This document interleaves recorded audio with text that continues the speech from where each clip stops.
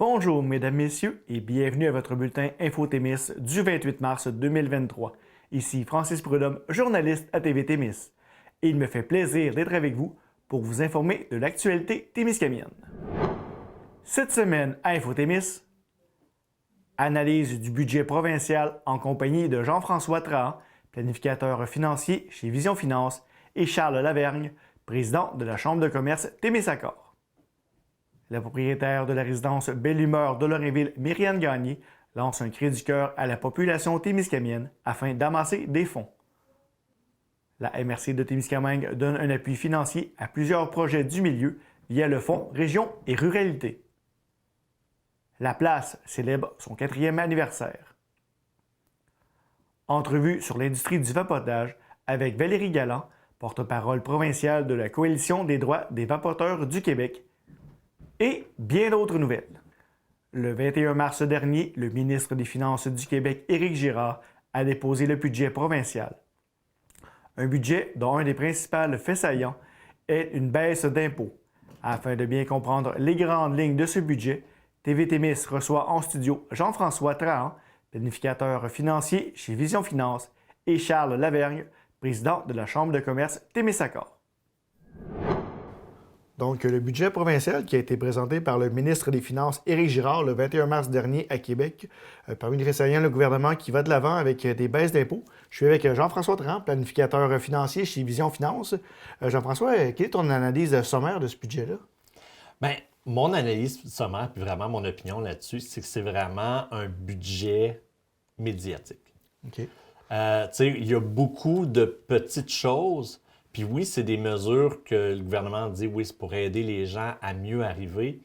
Mais quand on analyse les chiffres puis qu'on voit l'impact vraiment que ça a dans le portefeuille des citoyens, bien, c'est des peanuts. C'est vraiment des petites peanuts. OK. Puis justement, qu'est-ce qui a attiré ton attention en premier lieu quand tu as visionné ça, quand tu as consulté ça? Bien, c'est certain qu'on ne se cachera pas, la grosse annonce, c'est la baisse d'impôts qui avait été promis des 2 premiers paliers de 1 Ce qu'il faut aussi savoir, c'est qu'avec la baisse d'impôt de 1 le crédit d'impôt qu'on avait aussi a baissé de 1 Fait que, tu sais, tout est relatif. Tu sais, quand on regarde, justement, tu sais, pour quelqu'un, une personne qui gagne 40 000 par année, bien, c'est une baisse d'impôt de 210 Fait que c'est pas beaucoup. Après ça, bon, si on monte à 60 000, c'est 428. À 100 000, 814 Fait que le fameux 814 maximum, bien, c'est si on fait 100 000.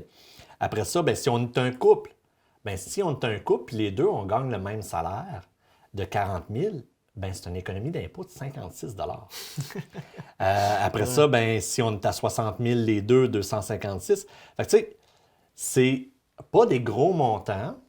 Puis tout ça va coûter à l'État et à nous 9,2 milliards sur 5 ans.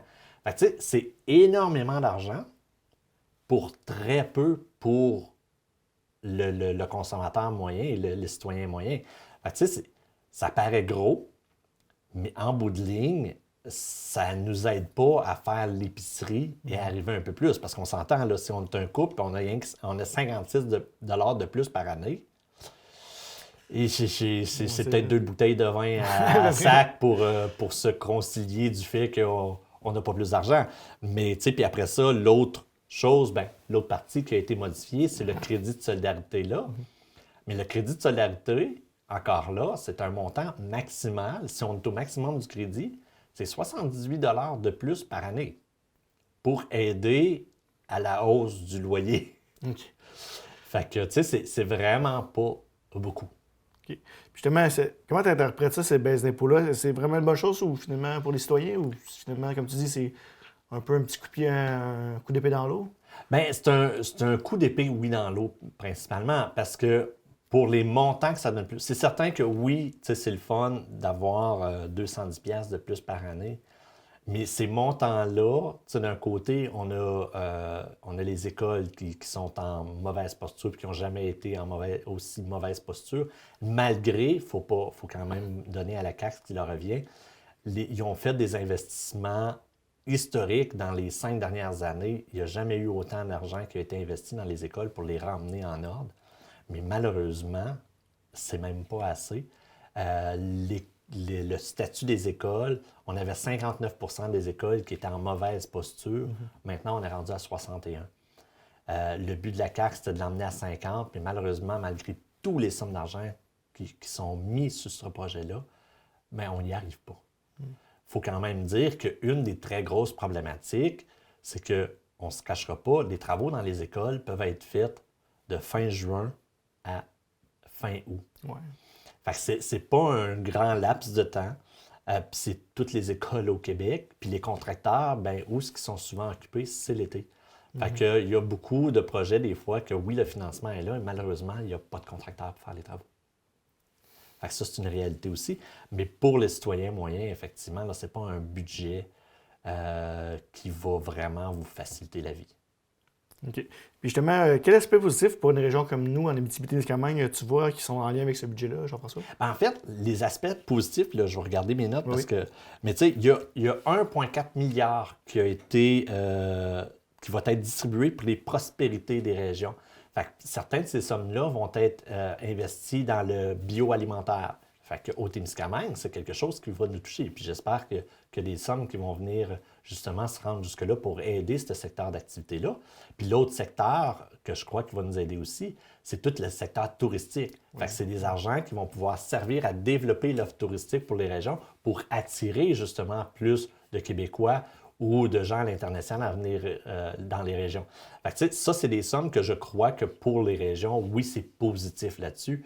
Puis pour nous, j'ose espérer que oui, c'est des sommes qui vont venir jusqu'à nous puis qui vont aider le Témiscamingue et même l'Abitibi là-dessus. Et justement, on parle aussi des cotisations au régime des rentes du Québec qui deviendront facultatifs à partir de 65 ans à compter de 2024. Comment tu analyses cette donnée-là, Jean-François? Oui, mais en fait, ce qu'il faut savoir aussi, c'est que ça s'applique à très peu de gens. OK. Parce que ça va s'appliquer aux gens qui continuent de travailler, mais qui ne reçoivent pas présentement la Régie des rentes.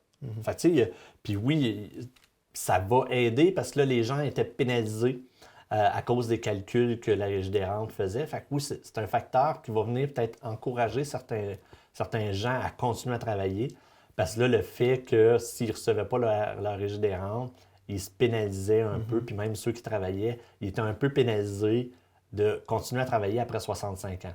Fait que là, au moins, si on ne se pénalise pas, est-ce que ça va permettre à certains de rester sur le marché du travail ou à se dire, ça peut être intéressant d'être sur le marché du travail. Fait que ça, c'est quelque chose qui peut être intéressant, mais qui touche très une portion de la population qui est faible là-dessus, pareil. Là. Mais c'est quand même des bonnes nouvelles. Là-dessus, la Régie des rentes, ils ont aussi fait des changements là, au niveau du report parce que, oui, on a le droit à partir de 65 ans de recevoir notre Régie des rentes, mais on peut aussi choisir de reporter notre Régie des rentes. Là, on pouvait jusqu'à 70 ans. Là, on va pouvoir jusqu'à 72. C'est pas ça ne sera pas une grosse différence parce qu'encore là, les gens qui reportent, c'est vraiment un faible pourcentage de la population parce que faut qu'on ait un avantage. Fait que si on est à la retraite et on n'a pas de fonds de pension, puis on n'a pas beaucoup d'actifs d'accumuler, la Régie des rentes, à quelque part, on a besoin. Fait que le retarder, c'est peut-être pas nécessairement avantageux. Fait que tu sais, c'est des mesures qui vont aider des gens qui sont plus fortunés. OK. En gros, Ouais, là. ouais. Puis, mais oui, c'est le fun là-dessus. Là. Mais on parle de gens plus fortunés, peut-être des mesures qui vont venir peut-être enlever des choses à des gens un peu plus fortunés. C'est au niveau des fonds travailleurs, les fonds de la FTQ, les fonds de la CSN. Bien là, pour les gens qui gagnent plus de 119 000, fait que 120 000 par année, bien là, ils vont perdre graduellement le crédit d'impôt que ces fonds-là donnent. Fait que ça, c'est un avantage peut-être parce que le salarié moyen va faire alentour de 45 000. Fait que ça, c'est quelque chose qu'au moins affecte ceux qui gagnent plus et non ceux qui gagnent moins. Fait que c'est un petit avantage là-dessus. Mais de l'autre côté, pour les fonds de la FTQ et CSN, là, présentement, quand on cotise, les cotisations, si on arrive à la retraite, bien, on peut les retirer 2 ans après la dernière cotisation. Là, on va devoir attendre 5 ans. Fait que, il y a des sommes qui vont être là plus longtemps. J'imagine que c'était des demandes là, qui venaient de la FTQ et CSN pour justement peut-être stabiliser les sorties de fonds là, qu'ils ont là-dessus. Là. Puis en terminant, Jean-François, est-ce qu'il y a certains secteurs qui ont été obligés ou oubliés plutôt ou négligé, selon toi? Oui, bien, c'est certain que deux secteurs. Le premier, pénurie de main-d'œuvre. Il y a quelques petites mesures qui sont là pour aider au niveau de l'immigration, au niveau de la francisation, du recrutement. Mais dans tout ce que j'ai lu, tous les experts s'entendent pour dire que c'est très peu et loin d'être assez. L'autre secteur qu'on entend parler, puis que malheureusement est dans les nouvelles et des nouvelles jamais positives, c'est le secteur de la santé mentale. On parle d'un montant de 27 millions par année qui a été investi pour diminuer les listes d'attente pour les gens qui ont besoin de services en santé mentale. Mais tu sais, il y a eu quand même une hausse depuis un an, beaucoup de demandes. Puis là, ben, c'est un secteur que veut pas, ben, on l'a vu dans des drames. Ben, c'est souvent la santé mentale, puis c'est souvent ben, des gens que, oui, ont demandé d'aide puis qui n'ont pas eu de l'aide. Fait que, tu sais, c'est des choses qu'on peut faire, qu'on peut corriger, mais tout le monde s'entend pour dire que c'est très peu d'argent pour résoudre le problème. Donc, Jean-François, ça résume bien le budget. Un gros merci encore une fois d'avoir pris quelques minutes aujourd'hui pour nous expliquer ça, nous vulgariser ça. C'est toujours un plaisir de t'avoir avec nous en studio. Jean-François, merci beaucoup et à une prochaine fois. Ben, ça fait toujours plaisir. Merci, Jean-François. Donc, le budget provincial qui a été présenté par le ministre des Finances, Éric Girard, le 21 mars dernier à Québec. Parmi les faits saillants, le gouvernement qui va d'une baisse d'impôts. Je suis avec Charles Laverne, président de la Chambre de commerce Témiscaming. Charles, j'aimerais que tu m'expliques comment vous avez accueilli ce budget-là du côté des chambres de commerce du Québec. Bien, je vous dirais que c'est un accueil relativement favorable.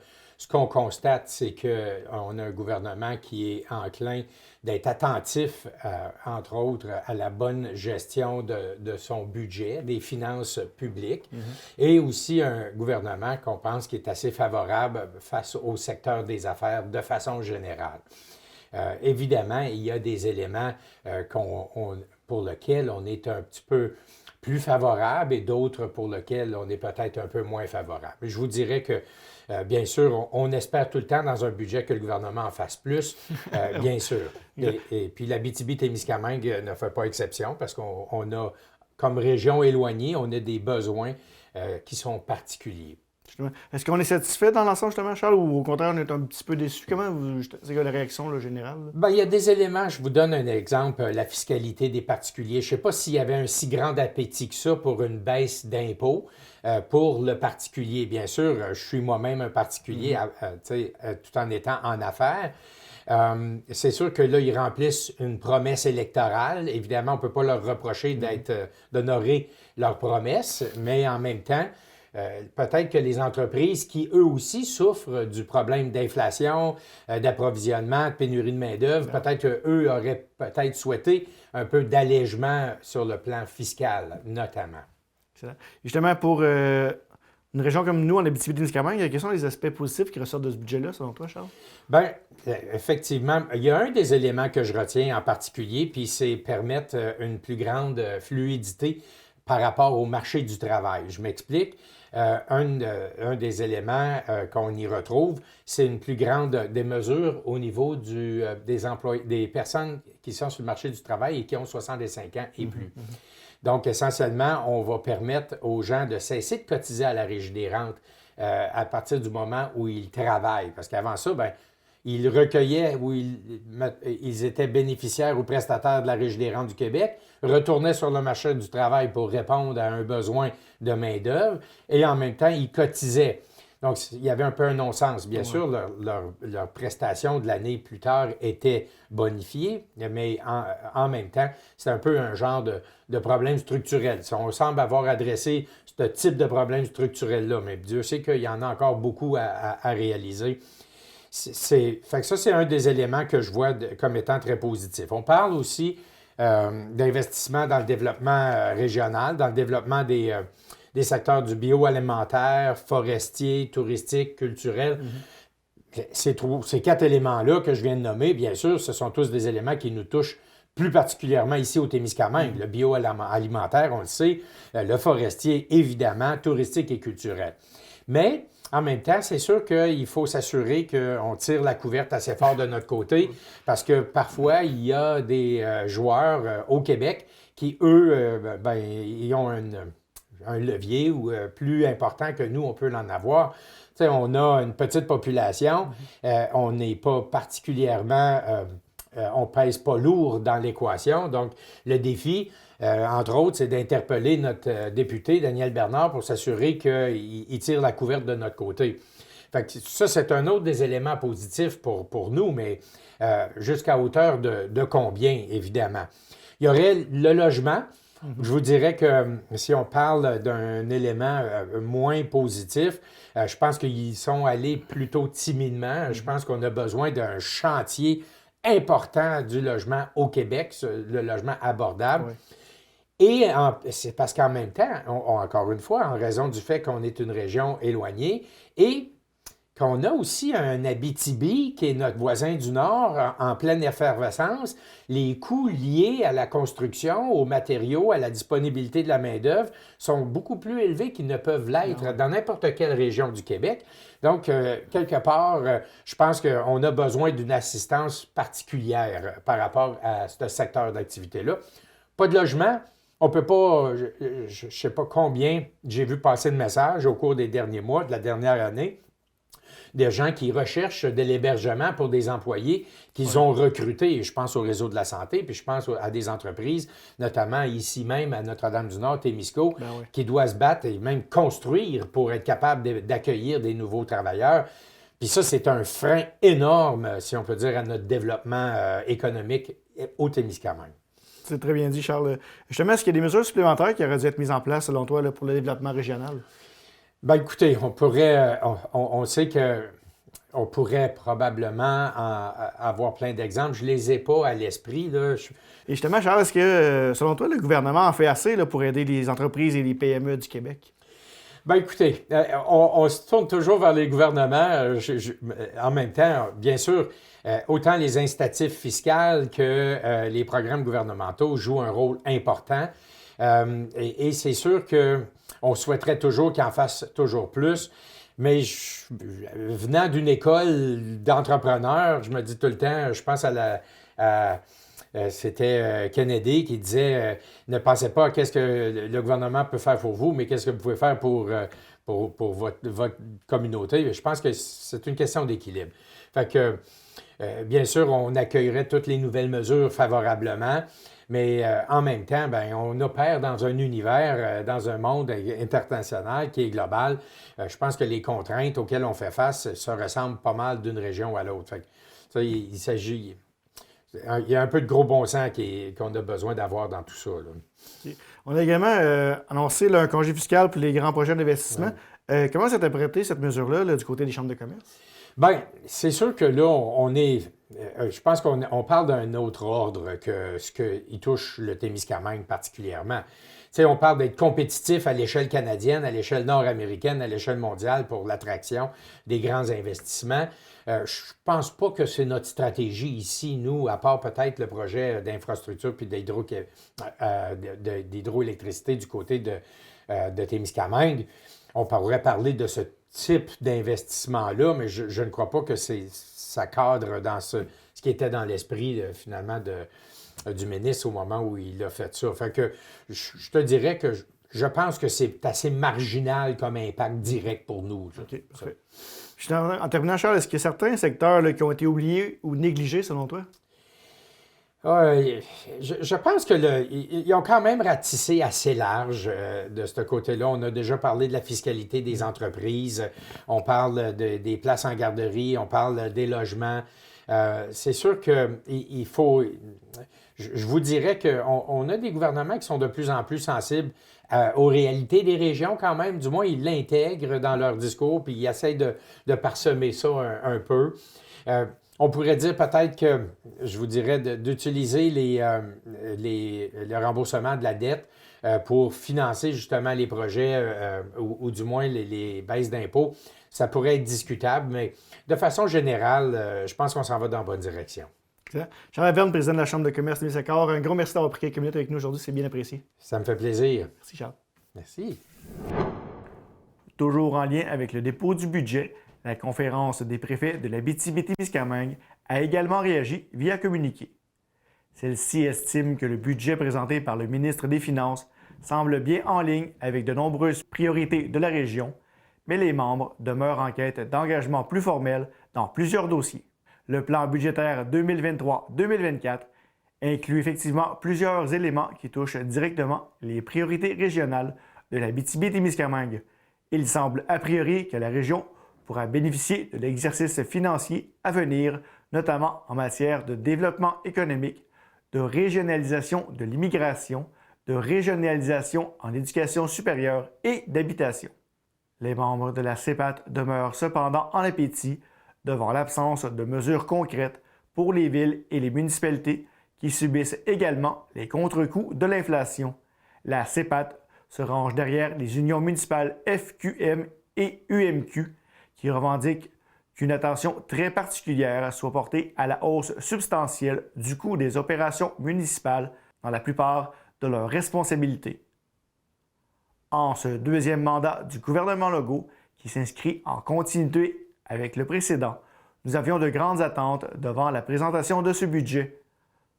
Nous avons eu la chance au cours des dernières années de faire valoir à ce même gouvernement le potentiel énorme et l'importance de l'Abitibi-Témiscamingue dans l'écosystème provincial. Notre région est forte et on doit s'attendre à un retour sur l'investissement. Nous attendrons de voir comment le gouvernement compte déployer ses actions en Abitibi-Témiscamingue dans la prochaine année, mais les attentes sont très élevées par rapport à l'habitation, au sens large et à tout ce qui touche notre capacité d'accueil en tant que région, a dit Sébastien Dastou, président de la conférence des préfets de la MRC d'Abitibi. Quand le premier ministre a refusé de nommer un ministre issu de la région au sein de son conseil, nous avions alors dit que des gains rapides permettraient d'évaluer le mécanisme proposé.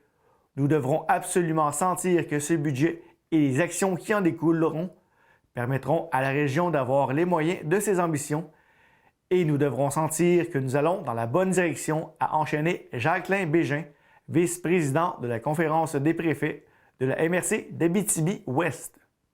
Claire Bolduc, préfète de la MRC de Témiscamingue, a indiqué de son côté: c'est toujours un peu la même chose lorsqu'on reçoit le budget. On refrappe sensiblement toujours sur les mêmes clous et on se dit toujours un peu partagé à la lecture des grandes lignes du document.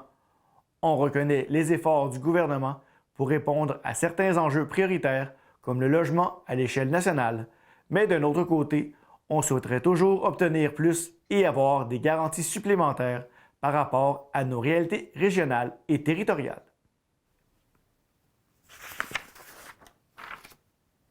Dans les derniers jours, la propriétaire de la résidence Belle-Humeur de Lorrainville, Myriane Gagné, a lancé un cri du cœur à la population témiscamienne afin d'amasser des fonds, puisque la résidence doit rapidement procéder à d'importantes rénovations et n'a pas les moyens financiers de le faire.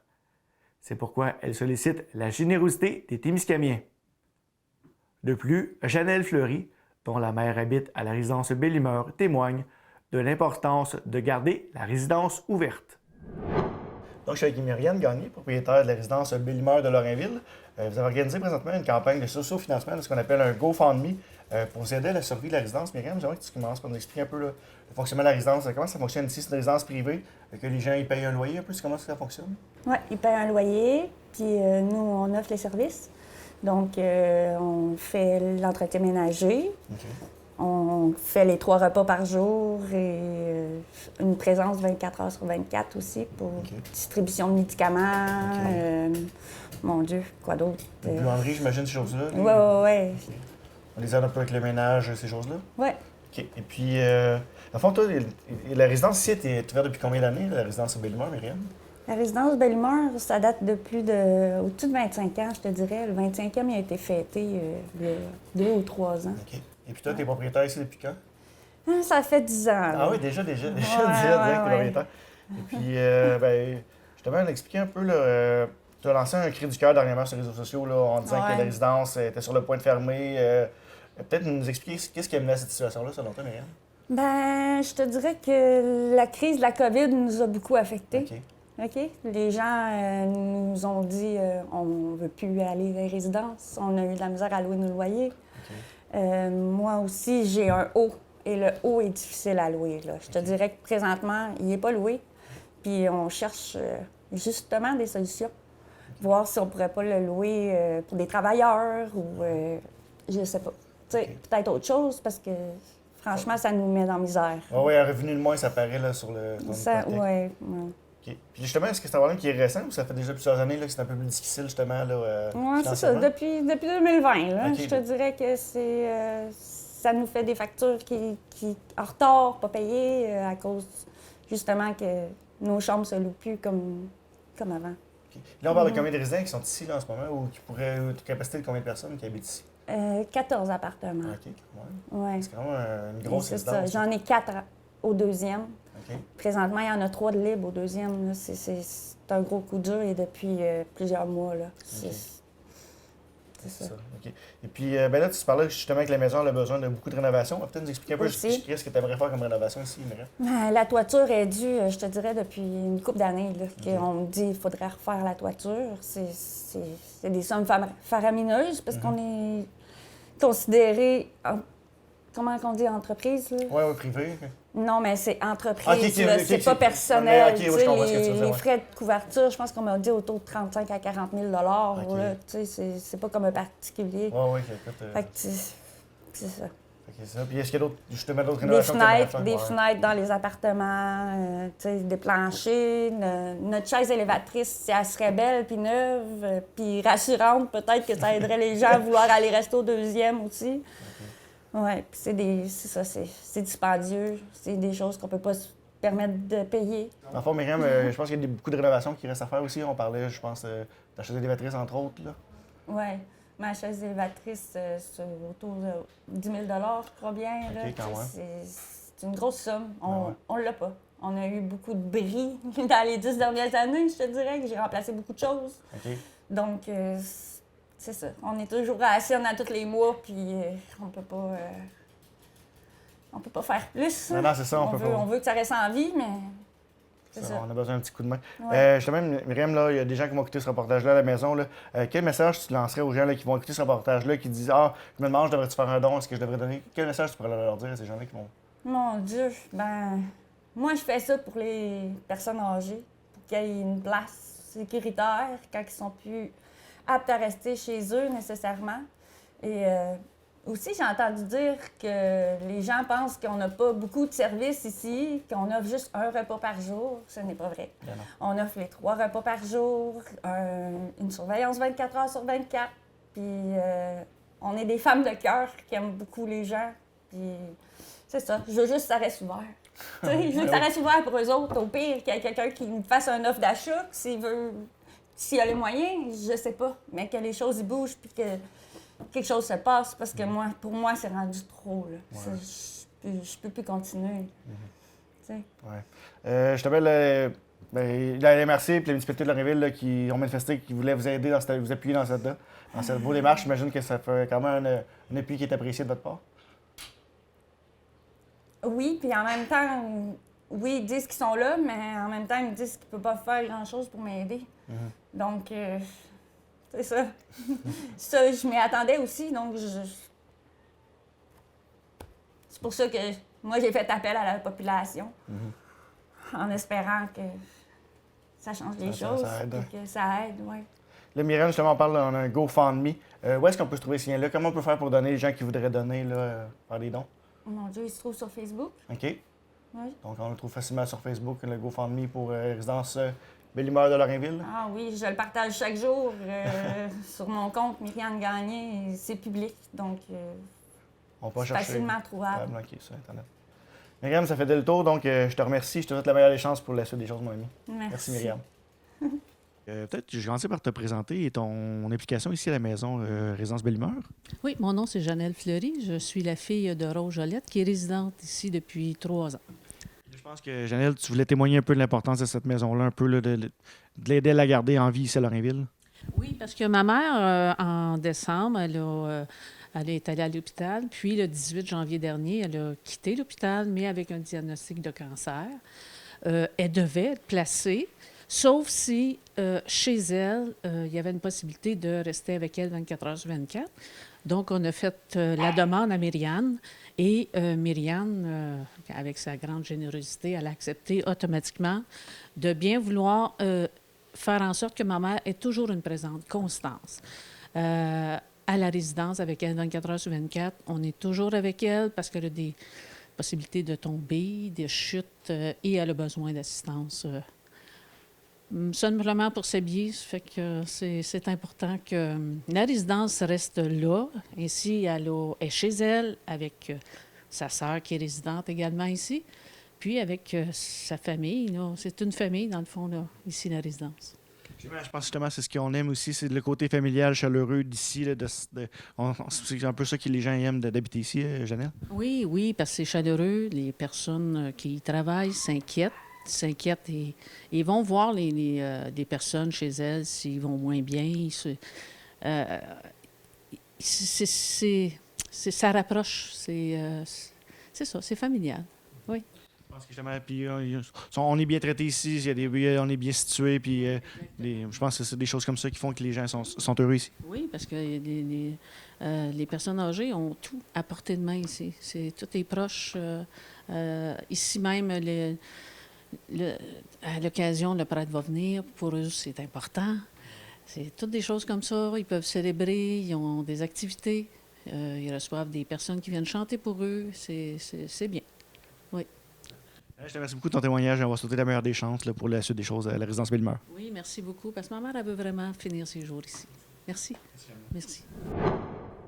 La Témiscamienne Anaïs Philibus est récipiendaire d'une bourse de 35 000 de l'Institut d'hôtellerie du Québec pour enrichir son parcours grâce à une année de perfectionnement supérieur dans des établissements relais et châteaux à l'international. Lors de la plus récente séance mensuelle du Conseil de la MRC de Témiscamingue, plusieurs projets du milieu ont reçu un soutien financier du Fonds Région et Ruralité. Ce sont donc 5 projets qui ont reçu l'aval du Conseil et un appui financier de 114 960 $. Voyons en détail avec la préfète de la MRC, Claire Bolduc, quels sont les projets retenus. Donc aujourd'hui, en compagnie de Claire Bolduc, préfète de la MRC de Témiscamingue. Claire, premièrement, bonjour et merci de nous accueillir aujourd'hui. Bonjour, bienvenue à la MRC. C'est toujours un plaisir de vous recevoir. Merci Claire. On est ici parce que cette semaine, vous avez eu votre séance mensuelle là, du Conseil de la MRC. Ici même, justement, lors de l'Assemblée, il y a plusieurs projets du milieu qui ont reçu justement un soutien financier là, du Fonds Région et Ruralité. Ce sont donc 5 projets qui ont reçu l'aval du Conseil pour un appui financier de 114 960 $. Donc Claire, aujourd'hui, on va prendre le temps de parler de chacun de ces projets-là avec toi. Donc, dans un premier temps, on a eu la mise en place d'un terrain de soccer réglementaire pour la municipalité de Fugerville pour un montant de 30 000 $. On sait, Claire, il y a un projet de transformer l'ancienne école de Fugerville là, en résidence pour les travailleurs étrangers des maternités porcines. Donc, la construction de ce terrain, c'est un peu en lien avec ce projet-là?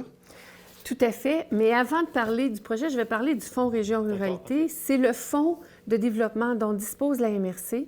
Avec ce fonds-là, on appuie toute la branche de développement économique représentée par la Société de développement du Témiscamingue. On se donne aussi les moyens d'avoir des agents de développement, par exemple l'agent de développement agroalimentaire, agent de développement culturel, agent de développement rural. Alors, on se donne les moyens d'avoir des agents de développement qui accompagnent et appuient le travail dans toutes les municipalités, dans toutes les communautés. Maintenant, le Fonds Région Ruralité, ça libère également des sommes pour appuyer des projets. On a choisi d'appuyer les projets issus des municipalités et des organismes sans but lucratif et on y va par appel de projet. Ce sont des sommes quand même conséquentes qui sont consacrées à cette action-là. On parle de plus de 600 000 $ à chaque année. En conséquence, cette année, il y a des sommes intéressantes. On a déjà fait des annonces il y a un mois sur 2 projets qu'on soutient de façon importante pour l'hébergement des personnes en situation de santé mentale et pour l'identification et tout le marquage des sentiers pédestres qu'on a au Témiscamingue.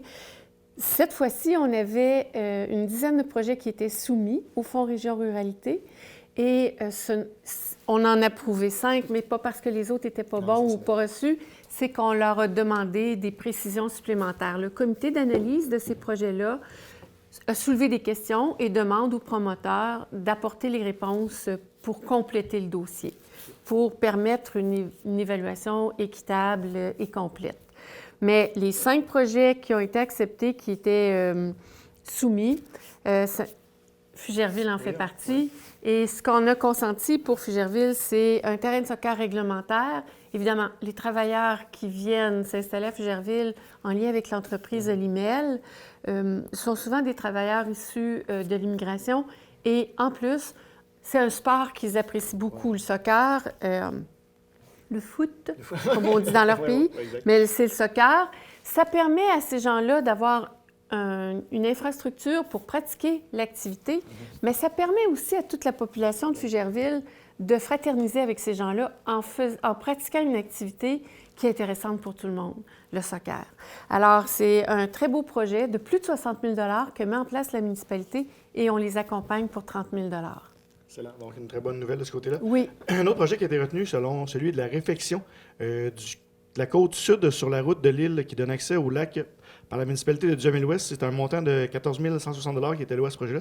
Peut-être nous expliquer plus en quoi ça consiste plus précisément, ce projet-là, Claire? C'est une rampe de mise à l'eau pour les bateaux, les embarcations.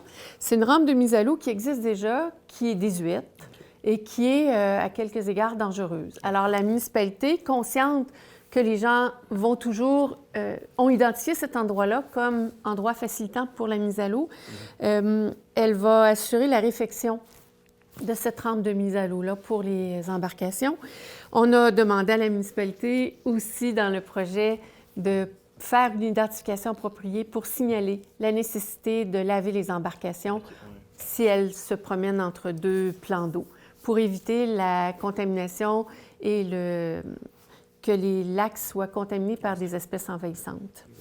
Un autre beau projet, Claire, là, qui a retenu notre attention, on a appuyé le projet de réfection de la station d'écoute du Marais-Lapierre, également dans la municipalité du Duhamel-Ouest, pour une somme de 10 800 Peut-être, quelle est la nature exacte de ce projet-là, d'une station d'écoute? C'est en fait le Marais-Lapierre, c'est un centre aussi d'interprétation de la nature et particulièrement en ce qui concerne les oiseaux. Alors, la station d'écoute, c'était un lieu qui avance un peu, une espèce de terrasse qui avance un peu dans le marais pour permettre de s'asseoir et d'observer, d'écouter les oiseaux. Alors, la station d'écoute, c'est un peu ça que ça permet de faire. C'est aussi en lien avec tout l'aménagement du Marais-Lapierre qui est très prisé, très apprécié de la population.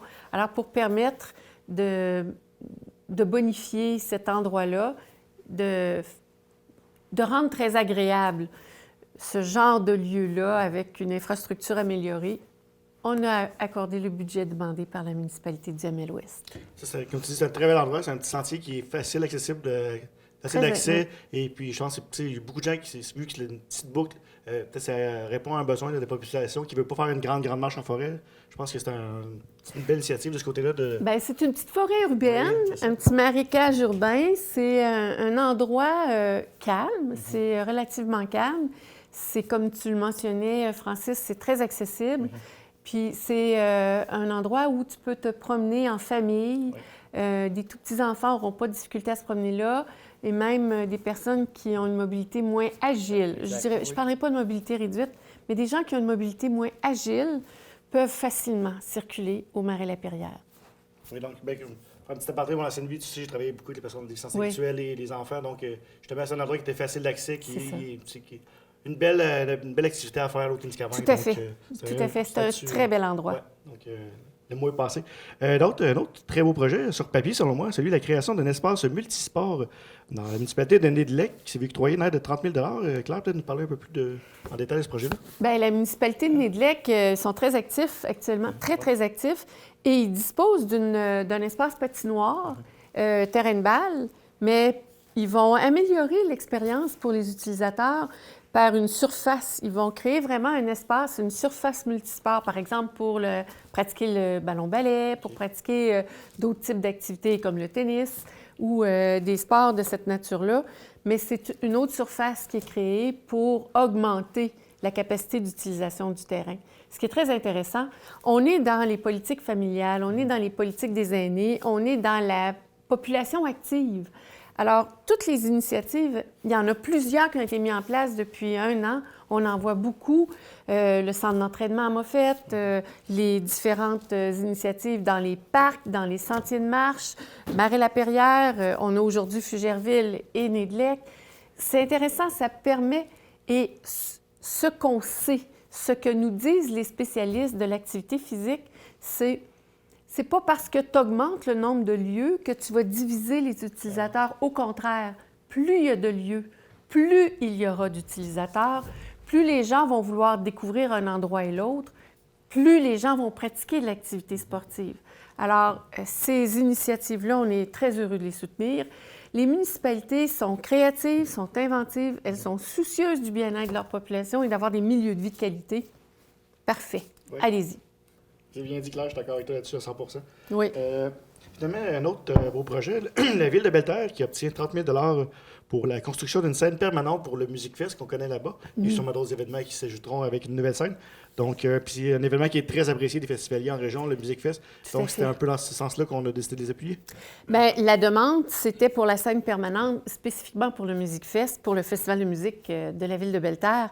Mais on sait qu'à partir du moment où tu as ce genre d'équipement-là, d'infrastructure-là, dans la ville, dans la communauté, il y a probablement d'autres usages. Et nous, on a vu le potentiel. Belle-Terre a un Music Fest très couru, Oui, très apprécié. Dans le contexte, augmenter la capacité d'accueil, ça peut leur permettre aussi de diversifier l'offre qu'ils vont faire à leur population. Pour nous, c'est très intéressant que les municipalités aient ce genre de vision-là du développement de leur territoire, qu'ils aient la créativité et l'innovation en tête pour améliorer leur milieu de vie. Il y a ma service, je pense, comme des fêtes familiales, des fêtes du village et également la Saint-Jean-Baptiste, justement. Des spectacles itinérants. On a vu les spectacles, la tournée des pick-up. Oui. On a vu des spectacles l'été, des spectacles de théâtre, des activités même hivernales, parce que ça peut se faire aussi. Pourquoi pas? Oui. Mais on se donne les moyens d'avoir les facilités requises pour ce genre d'activité-là. Excellent. Claire, il faut également préciser, Claire, qu'il y a un deuxième appel de projet pour le volet municipalité et organisme qui est toujours pour le Fonds des régions ruralité qui se termine également le 24 avril, c'est bien ça? Tout à fait. Il reste des sommes conséquentes pour appuyer les projets qui nous seront soumis. Il y a deux types de projets. Les projets originant de municipalités ou d'organismes sans but lucratif, qui sont des projets qui vont chercher qui répondent à l'appel de projet et qui peuvent obtenir jusqu'à 30 000 60 du financement de leur projet.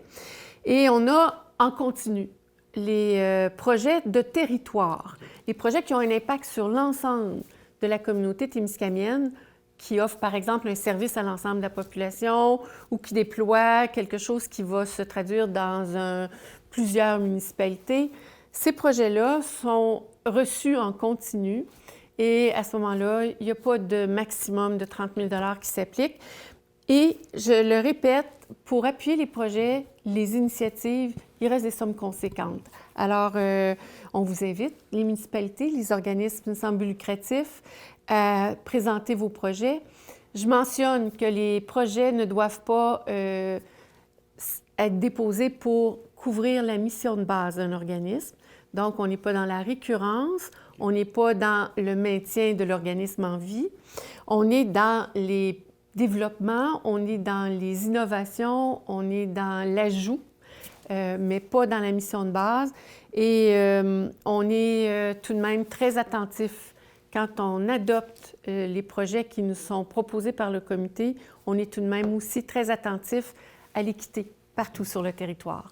Alors, dans le contexte, n'hésitez pas à déposer vos projets. Si vous avez des questions, notre agente de développement dans ce dossier-là, c'est Mme Véronique Beaulé. Vous pouvez la contacter à la MRC. Excellent. Donc, le message est lancé. On invite les jeunes, justement, à se manifester d'ici le 24 avril. Parmi les autres sujets abordés lors de votre séance du 15 mars, il y a eu ceux de la gestion en sécurité civile et le mandat en incendie. Peut-être nous expliquer justement plus en détail qu'est-ce qui a été discuté, qu'est-ce qui a été décidé dans ces dossiers-là? Bien, en fait, la gestion en sécurité civile, on a tenu une grande activité l'automne dernier sur la sécurité civile parce qu'on s'est aperçu au fil de quelques épisodes qu'on a vécus dans les dernières années qu'on est généralement efficace, mais on peut manquer un peu de coordination, on peut être un peu moins bien outillé qu'on le voudrait.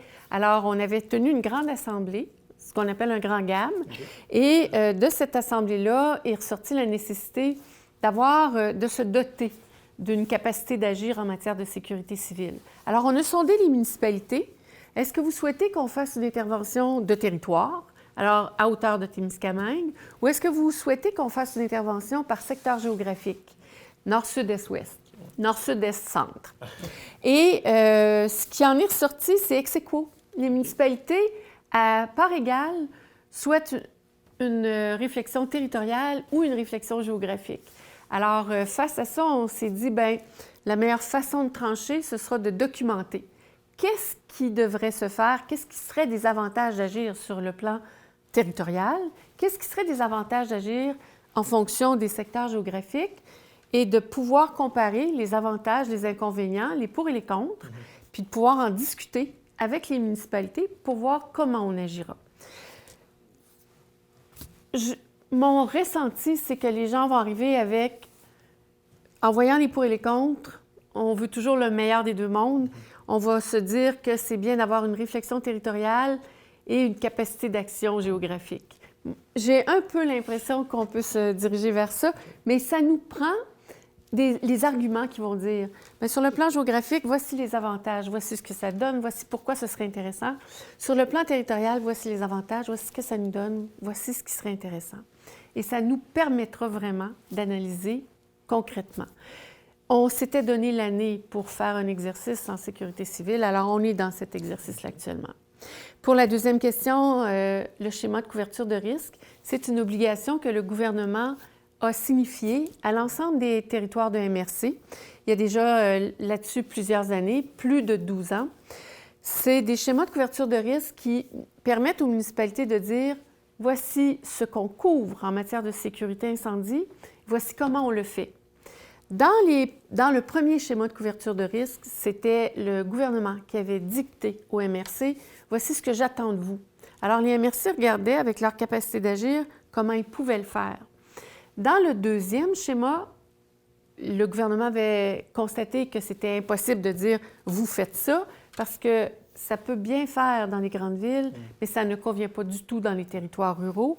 Alors, il a dit « qu'est-ce que vous pouvez faire? Répondez, donnez-moi l'information, ce que vous pouvez faire, ce que vous pouvez mettre en place. » Notre second schéma de couverture de risque, donc, était teinté de cette capacité-là d'agir. Toutefois, on travaillait toujours avec, bien, avant ça, ils voulaient ça. Bon.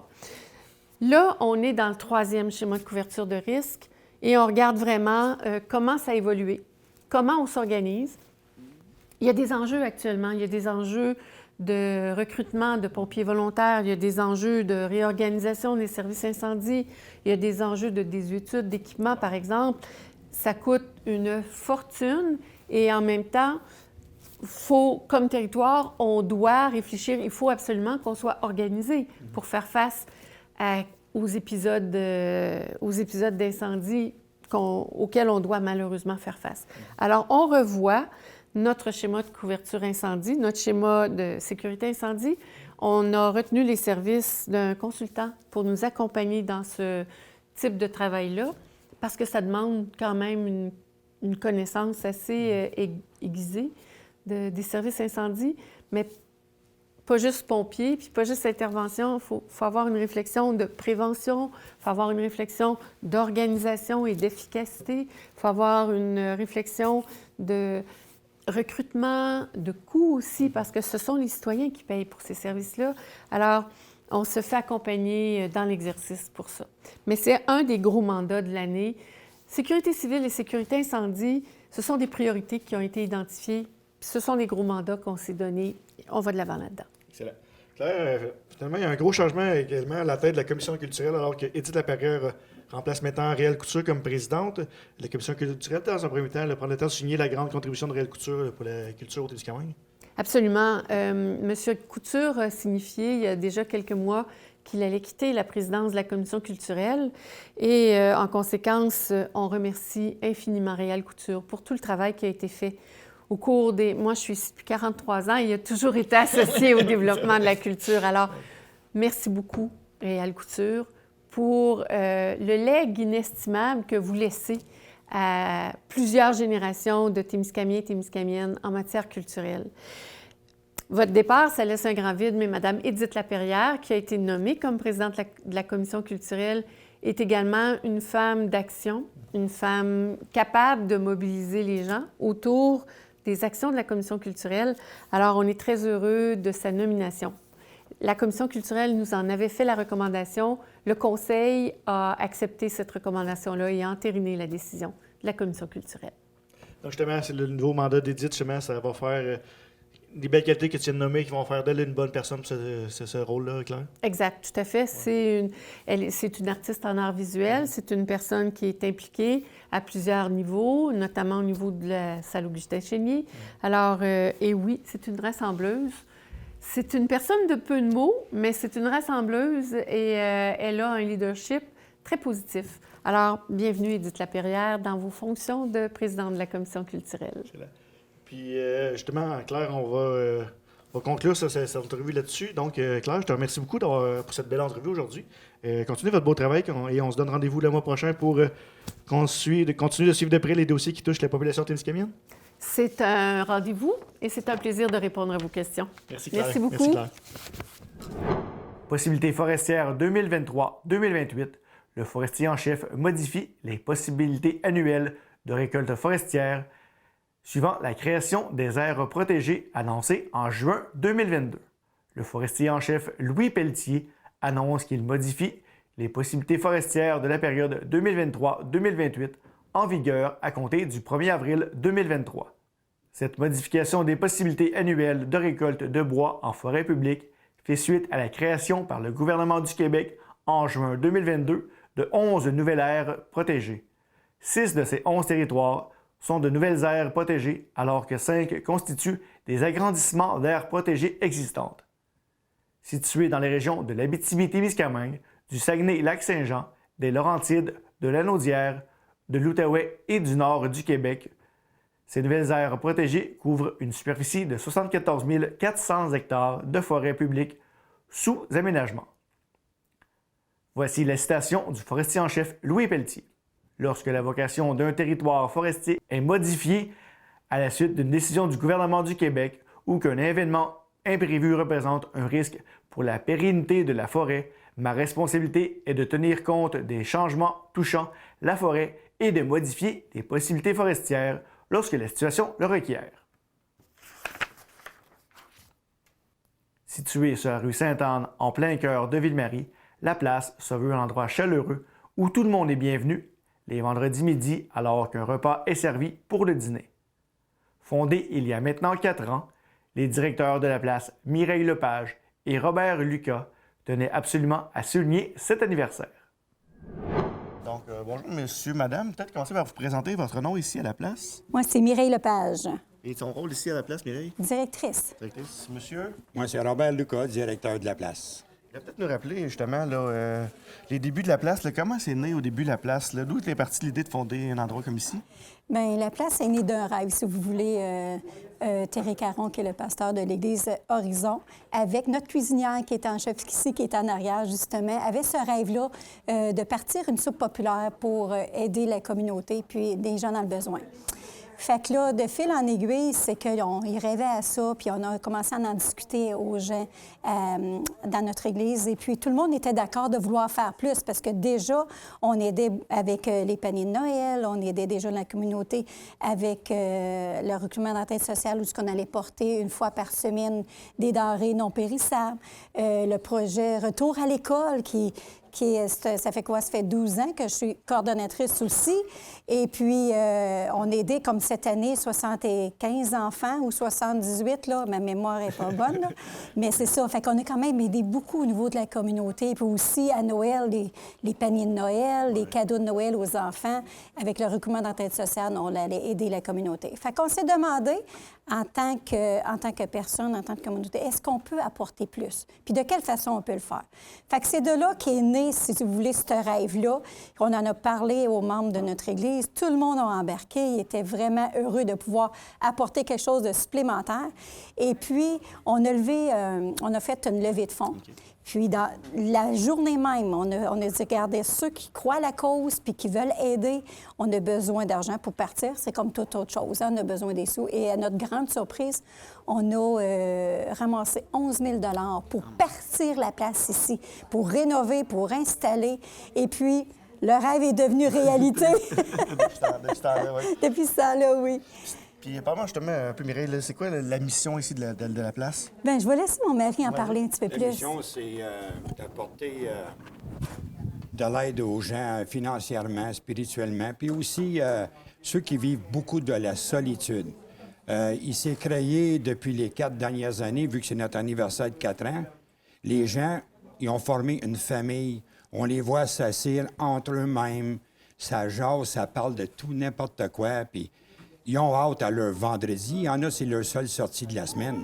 Fait que nous, ça nous touche beaucoup. Ils nous traitent quasiment comme maman et papa. Puis c'est spécial. Nous, on aime qu'est-ce qu'on fait présentement. Puis beaucoup d'années à venir et continuer là-dedans aussi, là. Venir en aide à la population. Justement, nous expliquer un peu comment ça fonctionne, là. C'est ouvert aujourd'hui. Tu sais, quels sont les services à faire? On vient ici, on vient manger, on vient prendre un café. Comment ça fonctionne, là? Nous expliquer ça un peu? Bien, de la façon dont ça fonctionne, c'est que présentement, c'est à tous les vendredis midi. OK, on offre une... C'est populaire, mais vous allez voir, c'est pas juste ça, là. C'est élargi beaucoup. Tu sais, les dames, ils font quoi? C'est 3 choix de sandwich. Il y a 3 sortes de soupe. Ils font une multitude de desserts. Puis, c'est ça. Fait qu'à tous les vendredis midi, c'est comme ça. Et puis, une fois aux 2 semaines, on fait des vendredis café. Fait que les gens peuvent venir prendre un café. Puis on a aussi des jeux de société qu'on eux met à leur disposition. Okay. Fait qu'ils peuvent s'amuser. Puis, tu sais, c'est ouvert de 6h30 aller jusqu'à 8h30. Ils viennent. Puis, qu'est-ce qu'il nous restait de dessert? Imaginez-vous donc, le midi, c'est qu'ils peuvent se gâter. Puis, c'est ça. Et puis, ils sont tellement bons. Puis là, Mireille, tu me disais, là, c'est ouvert à tout le monde. Tout le monde peut venir ici, là. Oui. Ah oui. Ici... que ça soit n'importe quelle religion, n'importe quelle personne, les sans-abri, les gens seuls, les gens du Témiscamingue sont là bienvenus. C'est sûr que pour ceux qui ne sont pas en moyen, c'est gratuit. Ou on a une petite boîte pour ceux qui sont en moyen. C'est un don de leur part. Et ça nous permet de ramasser les vendredis quelques sous pour nous venir aller pour acheter la bouffe, les denrées. C'est ça. Okay. Et puis, peut-être me parler un peu là, avec la clientèle. Là. Qui fréquente la place ici? Qui vient ici? Bien, c'est ça, comme mon conjoint vient de parler. C'est sûr que beaucoup de gens qui sont à faible revenu, qui vivent de l'itinérance. Aussi, des personnes qui sont seules, qui vivent, tu sais, qui ont de la difficulté, qui vivent des moments de solitude présentement. Tu sais, fait que là, ces gens-là viennent, puis ils peuvent élaborer, si vous voulez, se faire des nouveaux amis. Tu sais, comme qu'il mentionnait... Bob mentionnait tantôt que les gens rentrent et s'assisent. Puis c'est ça qui est merveilleux. C'est quand tu t'en vas dans un restaurant, tout à bulle. Tu t'assis à une place, tout à bulle. Mais quand tu viens à la place, c'est que tu arrives, tu rentres, une personne est assise ou s'il y a une place, tu viens t'asseoir, fait que tu parles avec ton voisin. Là, les discussions, ça se fait aller, ça parle de toutes sortes de choses. Et puis, là, il se fait un esprit de famille. Puis, comme qu'il disait, c'est comme aller chez papa puis maman, tu sais. Là, tu t'assis à la table, puis là, ben tu chasses, puis... Tu sais, c'est ouvert jusqu'à 1h30, mais rendu à 1h30, bien des fois, on est obligé de faire clung, clung, clung, les lumières, là. Tu sais, comme mettons, c'est le temps de partir, là, c'est fini, là. Nous, on a une job, il faut ramasser, puis il faut faire le ménage après, là, tu sais. Fait que c'est ça. Fait que, tu sais, puis il y a beaucoup de gens aussi, on a des nouveaux arrivants aussi qui viennent de d'autres nationalités, et puis qu'eux autres ont besoin d'établir un réseau. Puis eux autres, là, dans le sens que quand ils retrouvent ici, ils peuvent se faire des amis puis sortir parce qu'eux aussi vivent de la solitude. Tu t'en viens dans un autre pays puis tu t'en viens essayer de t'intégrer. Fait que c'est ça un petit peu ce volet-là. C'est comme, oui, on veut nourrir les gens. Oui, on veut briser la solitude. Mais aussi, on veut aider au niveau de l'intégration. Tu sais, fait que ces aspects-là nous tiennent vraiment à cœur, tu sais. Puis les gens aiment beaucoup. Il y a des gens qui viennent ici, là, ça fait 4 ans? Bon, ben qui viennent de vendredi à vendredi. Fait qu'il y a un esprit de famille qui s'est développé à travers ces gens-là. Puis, on les aime. Puis, aussi, je pense que, tu sais, je veux dire, ils viennent, puis, tu sais, on sent l'amour pour nous autres, puis l'attachement. Fait que nous, ce qu'on veut faire, c'est qu'on veut les aider, on veut les aimer, peu importe ta nationalité, peu importe ta situation financière, peu importe si tu es seul ou en famille. Regardez, vous avez vu tantôt ici, tantôt, vous allez le filmer, mais on a un aire de jeu, spécialement pour les familles, pour les enfants, qui peuvent se sentir bien. Puis c'est comme d'aller chez maman puis papa. Et puis, Justement, en moyenne, combien de personnes bénéficient de vos services chaque semaine? En moyenne, combien de personnes viennent ici les vendredis? On a une moyenne, on a figuré, l'année passée, on a eu 2340 personnes qui donnent une moyenne de 60-65 personnes par vendredi. Cette année, on a ouvert le 13 janvier après les fêtes. On est déjà rendu à notre 10e semaine, on est à 659. On a eu des journées de 84, 89. Noël, on a eu 97. 97. Ça s'en vient en ampleur, ça grossit. J'ai dû même aujourd'hui ajouter des chaises parce qu'on s'attend à beaucoup de gens. C'est une bonne moyenne, puis les gens ils aiment beaucoup ça. C'est leur vendredi, il y a beaucoup de personnes. Il ne manque pas ça. Il ne manque pas ça. Puis, mais justement, là, combien de personnes là, sont bénévoles, sont nécessaires là, justement pour le bon fonctionnement de la place? Bien là, présentement, je vous avouerai qu'on est au-dessus d'une trentaine. Parce que là, on vient de partir un nouveau réseau parce que là, c'est sûr que tout reposait sur 2 groupes. On a 2 groupes de cuisinières qui s'alternent d'une semaine à l'autre. Et puis là, au niveau des desserts, on avoue que, tu sais, je veux dire, c'est toujours les mêmes qui faisaient, puis on avait un petit groupe qui aidait.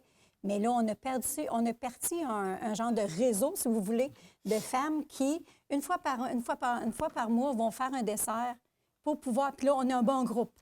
Fait que là, c'est ça. Fait que je vous avouerai qu'on est au-dessus d'une trentaine, peut-être 40 personnes qui aident au niveau des bénévoles. Puis ils aiment ça. Ils font ça avec grand cœur. Oui, puis c'est pas seulement les gens de l'Église. On a des gens de l'extérieur qui offrent leur service présentement. Là, puis c'est ça qui est fameux. Je suis émerveillé de ça. C'est les gens de l'extérieur qui viennent donner un coup de main. Ça, c'est vraiment plaisant. Oui, c'est ça. C'est sûr que oui, on était les fondateurs, si vous voulez, mais présentement, la place prend beaucoup d'ampleur. Et puis, souvent, les gens qui viennent ici, on est rendu des gens qui fréquentent la place, qui disent « Regarde, nous, on croit à la cause et on veut vous aider. Regardez, les portes sont ouvertes, de l'aide, on en a besoin des... » Puis l'équipe, on s'en vient vraiment bien. Là, on est presque complet, tu sais, je veux dire, là, comme les vendredis, là, ça prend à peu près, je vous dirais, une équipe de 7 personnes. Puis on a une liste de personnes qui ont donné leur nom pour venir faire du remplacement. Fait qu'au niveau des bénévoles, là, on est gâtés. Ouais, on est vraiment gâtés. Parlez-moi aussi des belles réussites dont vous êtes fiers depuis l'ouverture de la place. Là. Est-ce qu'il y a des belles fiertés dont vous êtes fiers de nous parler aujourd'hui? Bien, les fiertés, je vous dirais notre Noël. OK.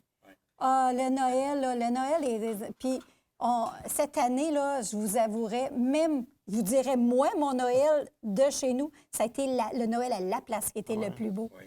C'était, comment vous dire ça, c'était familial, c'était chaleureux. Les gens ont vraiment aimé ça. Puis il y avait tellement de sourires. On était quoi, 80? 97, on attendait 106 malgré la tempête. Vous vous en souvenez, le 24, qu'on avait une grosse... le 23, excusez, une méga tempête de neige, là. Mais les gens ont venu, se sont déplacés parce qu'on a eu des commanditaires qui ont donné des cadeaux, comme chez de Rolette et Fils, ils ont donné des cadeaux pour pouvoir remettre aux enfants. Tous les enfants ont parti avec des cadeaux. On faisait des tirages, les gens étaient vraiment contents. Juste que les tartes au sucre, à ma petite Lorraine, qui avait fait des tartes au sucre pour donner aux familles, puis des tourtières. En tout cas... Les gens ont été gâtés, puis c'était leur Noël à eux autres. Puis moi aussi, ça a été mon Noël. Vraiment. Super. Et puis, mais justement, pourquoi c'est important? Là, on est ici justement pour souligner les 4 ans de la place. Pourquoi c'est important de souligner le 4e anniversaire de la place? Bien, c'est que c'est un rêve qui s'est réalisé. Ça continue, ça prend beaucoup d'ampleur, puis on veut être là pour la communauté, sérieusement, et puis on veut une longue vie. C'est sûr qu'un jour, présentement, on va être en levée de fonds parce que les fonds, des fois, ne sont pas trop là. Il faut avoir des gens qui nous appuient là-dedans. Les commerçants, on a envoyé des demandes, on va voir ce qu'il y en est. Comme au début, pour la cuisine, c'était tout commandité, ceux qui sont sur le panneau, là, les armoires et tout. Puis dernièrement, on a été bénis d'avoir un congélateur vertical grâce à la construction Francis Roy et Patrick Blais, le scaphandrier professionnel qui nous ont donné un coup de main là-dessus. Puis il faut continuer à nourrir ces gens-là parce que plus ça va avec l'inflation, le besoin va être là, puis pas à peu près. Oui, tu as quelque chose à ajouter? Bien, c'est juste rajouter que oui, on a des donateurs, excusez-moi, mais aussi on veut dire aux gens tu sais, qui sont aimés puis que la place, ça existe. Puis l'importance aussi de le faire aujourd'hui, c'est de dire, tu sais, parce qu'il y en a des fois qui ne savent pas que ça existe. Fait que dans le fond, c'est pour avoir une meilleure visibilité aussi. De dire, regardez, vous n'êtes pas tout seul. Puis, tu sais, il y a des gens qui vivent des situations qui sont très, très, très, très difficiles. Puis on veut leur dire qu'on est là pour eux. C'est important pour nous qu'ils sachent que hey, la place, elle existe, viens manger, viens t'asseoir. Tu sais, des fois, j'ai vu mon conjoint sortir puis voir quelqu'un passer puis qui était assis dehors, puis tu voyais qu'il avait faim. Et, tu sais, sortir de la place, aller le voir, dire « Est-ce que tu as faim? » Il dit « Oui, bien, viens manger à la place. » Il dit « Il y a quelque chose pour toi. Tu n'as pas besoin de payer. » Puis, vous savez, il y a des gens qui fréquentent la place, là. Oui, ils sont un petit peu plus en moyen, ils vont donner. Mais eux autres, ils viennent parce qu'ils croient à la cause. Puis ils nous supportent là-dedans. Ils viennent d'une fois à l'autre parce qu'ils savent que les gens qui vivent des temps plus difficiles ont besoin de jaser. Tu sais, c'est pas juste le côté financier là, ou alimentaire, c'est le côté contact. Tu sais, d'être là pour eux autres, puis de passer du temps à dire, regarde, vous n'êtes pas tout seul, puis nous, on vous comprend, puis on veut vous aider, on veut être là pour vous autres. Fait que c'est ça la place qu'on veut. Là, on est là pour justement fêter 4 ans. Comment c'est célébré? Là, on voit beaucoup de ballons. Est-ce qu'il y a une petite fête spéciale? Comment c'est célébré les 4 ans? Bien, cette année, on était mollo parce que vu que ça faisait 4 ans, puis disons qu'avec avec la COVID, puis avec toutes les choses, on était un petit peu plus ralentis. Mais dans le fond, on voulait juste comme c'est, juste le souligner. Le souligner tout simplement. Tu sais, on a mis des ballons. Les gens qui vont venir, tantôt, on va remercier les bénévoles parce que nos bénévoles, ça fait 4 ans qu'ils tiennent le fort. Puis c'est une équipe qui est tellement merveilleuse, qui se donne sans compter. Moi, je connais de nos bénévoles qui, pour cuisiner, surtout dans les... même encore là, vont dans le garde-manger pour nourrir les gens parce qu'on n'a pas autant de fonds que ça. Fait que là, tout le monde, c'est le part à eux autres. Ils donnent d'un cœur. Puis on le sait, ça. Ils ne viendront pas le dire, mais moi, je le sais. En terminant, je pense qu'il y a d'autres projets aussi qui s'en viennent. Là. Il y a d'autres projets qui sont sur le point de se réaliser ou qui vont venir dans les prochaines semaines, prochains mois. Tu en parler un petit peu? Ça, c'est les... on va avoir... Bien, c'est parce qu'on veut... Avant ça, avant la COVID, on faisait une fois par mois des ateliers. Des ateliers, puis on a fait... avec Vision Finance, on a fait comment bâtir un budget. On avait aussi, quand la COVID elle est partie, on avait un atelier qu'on voulait partir sur le rire. Les ateliers sur le rire. Puis en fait, compte, ça a tout tombé à l'eau. La COVID a tout mis un frein. Et, tu sais, les soirées, tu sais, on faisait des soirées pour les couples. Tu sais, mettons qu'on va bâtir un couple. Fait que on aimerait ça recommencer ces ateliers-là. Puis on sait qu'Alpha Thémis, on va leur prêter le local, ils vont commencer bientôt. T'es supposé le faire aujourd'hui, puis en fin de compte, ça a été déplacé d'une semaine. Ils vont faire des ateliers jumelés. C'est les gens qui viennent à la place vont pouvoir faire ces ateliers avec eux autres. Fait que notre objectif, c'est d'ouvrir un peu plus, puis d'avoir plus de bénévoles. Puis les vendredis café, c'est d'avoir des bénévoles plus pour le faire à tous les vendredis. À tous les vendredis soirs, là, les vendredis café. C'est comme les organismes communautaires. Notre local, durant la semaine, s'il est libre puis ils ont besoin d'une place à venir, on le laisse gratuitement. Comme là, on a le centre de pilier qui va venir. Oui, le pilier qui et puis, il y a le monsieur qui t'a appelé aujourd'hui pour les langues. C'est le Carrefour Jeunesse Emploi. Carrefour Jeunesse Emploi. On laisse le local gratuitement, on ne charge à rien, puis... C'est ouvert. Notre porte est ouverte à leur laisser parce que notre but un jour, c'est d'ouvrir plus souvent. Ça va venir, puis j'y crois. Puis si on a les dons, puis on ramasse de l'argent, watchez-vous, on va... 2-3 semaines, j'aimerais ça, qu'on rouvre. C'est notre rêve d'être 2-3 jours. Ouais, d'être plus, oui. Donc, je vous remercie pour votre beau travail. On va dire longue vie à la place. Bien, merci. Merci beaucoup. Gros merci. Donc, juste commencer par te présenter et ton rôle ici à la place. Moi, c'est Lorraine Saint-Jean et mon rôle à la place, je suis la chef cuisinière pour diriger la cuisine de la place. Là, Lorraine, qu'est-ce qu'on mange aujourd'hui ici à la place? Qu'est-ce que tu nous as préparé? Aujourd'hui, on a 3 sortes de soupes. On a la soupe au pois, on a la soupe tomate riz avec poulet et on a un potage aux carottes. On donne toujours 3 choix parce que les gens aiment ça, avoir de la variété. S'ils n'aiment pas la soupe au pois, ils ont toujours 2 autres sortes. Et puis, on a 3 sortes de sandwichs. On a des sandwichs aux œufs, on a des sandwichs au jambon et on a aussi les sandwichs au poulet, bien entendu. Puis les desserts, bien ça, on n'en parle pas. On a comme 7-8 sortes de desserts de variétés. Les gens, ils arrivent, là, ils ne savent plus que c'est choisir tellement on a de choix. Mais on aime ça, donner du choix aux gens, parce que des fois, il y a des gens qui arrivent ici, puis c'est leur seul dessert peut-être de la semaine, puis ils ont le droit de venir s'en chercher un deuxième. Donc, on leur donne ce privilège-là. Fait que c'est vraiment le fun de travailler ici à la place. Justement, pourquoi c'est important pour toi de venir t'impliquer ici, de venir donner de ton temps ici à la cuisine? Bien, pour moi, premièrement, la place, ça faisait longtemps que je rêvais personnellement d'avoir un endroit qu'on pouvait donner des repas aussi, parce qu'on donne aussi des repas. C'est pas tout le monde qui a les moyens de donner une contribution volontaire. Et moi, ça faisait 25 ans que j'avais ce rêve-là dans mon cœur.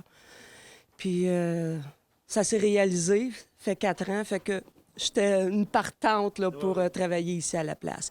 Puis, vous savez, quand on voit les gens contents, puis ils nous viennent nous remercier, puis sont heureux, de hey, c'est bon ce que vous faites, bien, c'est une paye.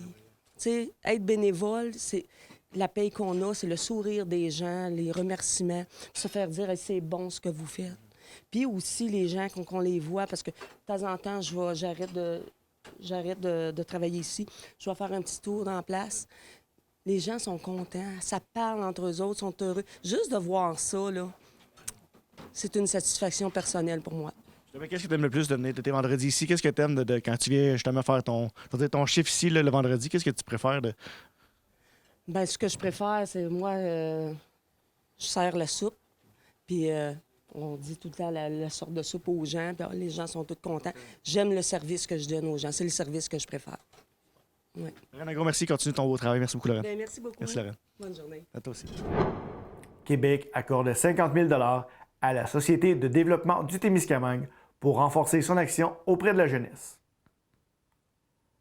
Le député de Rouyn-Noranda-Témiscamingue, Daniel Bernard, confirme au nom du ministre de la Culture et des Communications, ministre responsable de la jeunesse et ministre responsable de la région de l'Abitibi-Témiscamingue et de la région de l'Outaouais, Mathieu Lacombe, une somme de 50 000 $ à la Société de développement du Témiscamingue dans le cadre du volet 2 du programme des stratégies jeunesse en milieu municipal pour la période 2022-2023. Plus précisément, l'aide financière accordée permettra à la Société de développement du Témiscamingue de réaliser son projet intitulé « Raid Jeunesse », une catégorie réservée aux jeunes dans le cadre du Raid Aventure Témiscamingue. Cet événement d'envergure internationale se tiendra du 7 au 10 septembre 2023 dans l'Est témiscamien et dans le secteur de Saint-Eugène et Anglier. Le 8 septembre, 25 équipes formées de 2 jeunes pourront prendre le départ et s'initier à diverses épreuves sportives de type aventure nature. À l'échelle nationale, 9 projets ont été retenus, totalisant un montant de 450 000 $ provenant du programme des stratégies jeunesse en milieu municipal. Depuis 2016, le programme des stratégies jeunesse en milieu municipal est l'une des mesures structurantes de la mise en œuvre de la politique québécoise de la jeunesse 2030.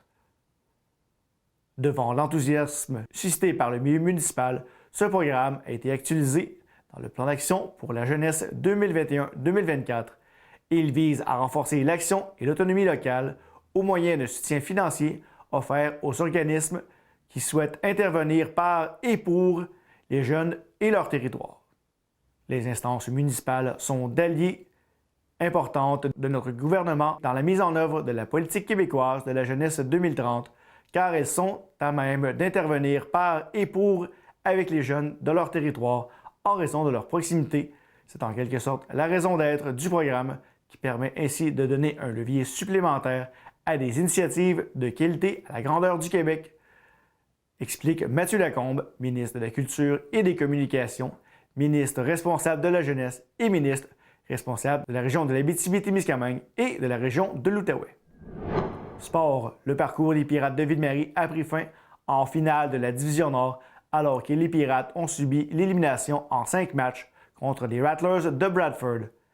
C'est la fin de leur carrière junior pour plusieurs joueurs clés de l'équipe qui ont atteint l'âge limite pour évoluer dans ce calibre. Passons à des joueurs comme Jordan Brière, Olivier Lamotte, Jordan Rochon, Dylan Henry, Jordan Rivière, Benoît Cousineau-Marcoux et Gabriel Terrien. De leur côté, les Titans de Témiscamingue agiront à titre d'équipe hôtesse au championnat canadien du 30 mars au 2 avril, où les grands honneurs de la Coupe Russell seraient en jeu. Ils se mesureront donc aux Rattlers de Bradford, champions du Nord, aux Renegades de North York, champions de la Division Sud, et aux Red Wings d'High Prairies, qui sont pour leur part champions de l'Ouest. C'est donc un événement à saveur nationale qui se tiendra en région, un rendez-vous sportif à ne pas manquer pour les amateurs de hockey.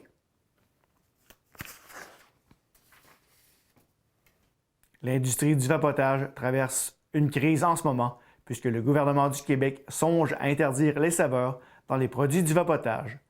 Une situation qui pourrait contribuer à une recrudescence de l'achat sur le marché noir et causer la fermeture de près de la moitié des commerces reliés au vapotage au Québec. Nous en avons discuté avec Valérie Galland, porte-parole provinciale de l'Association pour les droits des vapoteurs. Donc, le gouvernement du Québec qui songe à interdire les saveurs dans l'industrie du vapotage. Une nouvelle réglementation qui pourrait avoir des conséquences graves pour toute l'industrie du vapotage et les boutiques spécialisées dans l'industrie. Et aussi inciter les consommateurs peut-être à se tourner vers les produits, vers le marché noir. Je suis avec Valérie Galland, qui est la porte-parole provinciale de l'Association québécoise des vapoteurs. Des vapoteries qu'on appelle ça, Valérie? La Coalition des droits des vapoteurs du Québec, en fait. Parfait. Et puis, peut-être justement ton point de vue sur la question d'interdire des saveurs fruitées au dessert. Quel est le point de vue de l'industrie de ce côté-là? Bien, le point de vue de l'industrie en tant que telle, autant que des vapoteurs, c'est que les arômes, c'est ce qui rend le produit plus attrayant que le tabac. Si ce que je vapote goûte meilleur, si j'aime ce que je vapote, bien, je vais être moins tentée ou attirée par ma cigarette parce que j'ai la même sensation, mais ça goûte bon. Et puis, justement, là, craignez-vous justement la fermeture de plusieurs des commerces là, si la loi vient à passer? Je m'attends à une fermeture d'environ 50 de l'industrie des boutiques. Ça inclut les faillites qui vont s'en suivre, les pertes d'emploi, parce qu'on calcule qu'il y a environ autour de 400 commerces spécialisés en vente de produits de vapotage au Québec. Si on compte en moyenne 2-3 employés par boutique, c'est des centaines de personnes qui vont perdre leurs emplois. Là. Quand même, c'est des gros chiffres. Puis justement, est-ce qu'on crée aussi une recrudescence là, du marché noir? Justement, est-ce que le marché noir va prendre cette partie du marché? C'est sûr que c'est et le marché noir et les produits qui sont vendus en ligne qui vont... Donc, déjà, présentement, les gens achètent en ligne. Donc, lorsqu'il n'y aura plus d'arôme, il y a juste plus de gens qui vont acheter. Puis ceux qui achetaient déjà en ligne vont juste plus acheter en ligne. Puis le marché noir, en 2019, il y avait une journaliste pour un journal de Québec que je nommerai pas, qui avait fait un documentaire sur la facilité à trouver des produits sur le marché noir. En une journée, la dame avait réussi à acheter une dizaine de bouteilles différentes sur le marché noir. Mais sur le marché noir, c'est quoi qu'il y a dans ta bouteille? Tu ne sais pas. Donc, c'est plus risqué, justement. Moi, j'ai peur. On dit qu'on veut bannir les arômes par souci de santé publique. Moi, je réponds, on va créer une crise de santé publique. C'est bien dit. Justement, là, les saveurs, est-ce que ça représente une grosse portion du chiffre d'affaires des commerces de vapotage? 95 Les arômes de tabac ne représentent que 5 des ventes de produits de vapotage. Parce que, premièrement, ça ne goûte pas la cigarette, ça goûte la feuille de tabac, ça goûte un tabac caramélisé, mais ça ne goûte pas la cigarette. Donc, la personne qui recherche exactement le même goût ne le retrouvera pas. Les autres, ça goûte quelque chose qu'on n'a jamais mangé ou qu'on n'a jamais goûté. C'est pas super agréable au goût. Même pour un fumeur, là, ça donne pas le goût, mettons. Excellent. Et puis, selon vous, quel est l'objectif justement du gouvernement d'interdire les saveurs? Vous comprenez un peu leur position? Est-ce que je comprends leur position qu'il faut que les jeunes ne soient pas attirés par les produits de vapotage ou que les jeunes ne vapotent pas? Je comprends ce point-là. Est-ce que je comprends pourquoi le gouvernement veut interdire les arômes? Non, parce que les jeunes sont aussi attirés par le cannabis et le cannabis aussi, il y a plein d'arômes puis il y a plein de beaux petits noms intéressants pour les jeunes, puis l'alcool aussi. Par contre, si je fais juste un petit calcul vite, la SQDC puis le SAQ, c'est le gouvernement qui contrôle, qui gère et qui ramasse les bénéfices, pas les produits de vapotage. C'est ça. On comprend. C'est ça. Justement, en contrepartie, qu'est-ce que l'industrie propose là, comme solution ou comme alternative? Est-ce qu'on a des idées, des solutions qu'on pourrait proposer de notre côté? Ah, j'en ai proposé plusieurs. Oui. Moi, en 2020, j'avais écrit 2020-2021 le livre blanc de l'industrie du vapotage, dans lequel nous faisions plein de propositions. J'ai eu des rencontres avec plusieurs députés à qui j'ai proposé. Il y en a là. Dans une boutique comme ici, où on est aujourd'hui, les gens n'ont pas le droit d'entrer s'ils n'ont pas 18 ans. Bon, déjà là, on a un filtre pas pire. Les articles qu'on entend parler, que les jeunes s'en sont procurés, c'est aussi précisé que c'est plutôt au dépanneur pour la plupart qui se les procurent. Au dépanneur, bien souvent, à 5 heures, tu as une file, le monde vient de mettre de l'essence. La petite commis là, derrière, elle n'a pas le temps tant que ça de s'occuper de tout ça. Puis elle a plus de risques d'en échapper. Puis de, tu sais, ici, c'est la job du préposé. En ouvrant la porte, sa première question doit être « Est-ce que je pourrais avoir tes pièces d'identité? » Bon. Ensuite de ça, il y a des appareils qui existent où tu es obligé de scanner une carte d'identité pour que le tiroir caisse puisse s'ouvrir.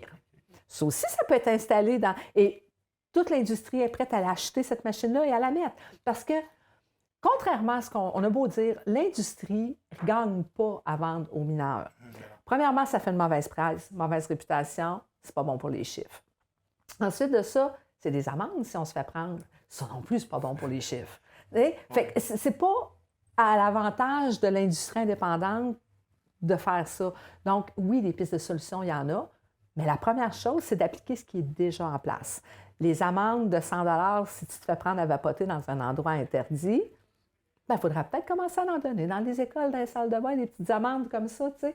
Et puis, les 2 500 à 5 000 $ d'amende pour un adulte qui achète des produits de vapotage pour un mineur. Je n'ai pas entendu beaucoup parler de ça. Mais ça aussi, il y en a des lois en place. On ne les applique pas. On pourrait appliquer ceux-là et prendre toutes les pistes de solutions que l'industrie a apportées. Il n'y en aurait plus de problème avec les jeunes. En tout cas, il y en aurait presque. Je veux dire, on ne sera pas au point zéro parce que kids will be kids, comme on dit en anglais. Donc, c'est sûr que les jeunes vont toujours être attirés par l'interdit. Mais il y a une façon de le contrôler. Puis la prohibition, fais pas ça. Pour un jeune, c'est pire. Plus tu lui dis de ne pas le faire, plus qu'il a le goût d'y aller. Là. Fait que, tu sais, il y a cette façon-là aussi. Quand j'écoute la télévision puis que je vois les publicités anti-vapotage, où les jeunes sont assis dans un party dans le salon puis que ça vapote, c'est pas nous qui montrent des images intéressantes du vapotage. C'est pas l'industrie, c'est pas...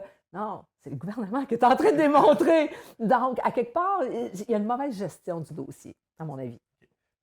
Puis, justement, comment on peut justement contribuer à réduire la consommation chez les mineurs?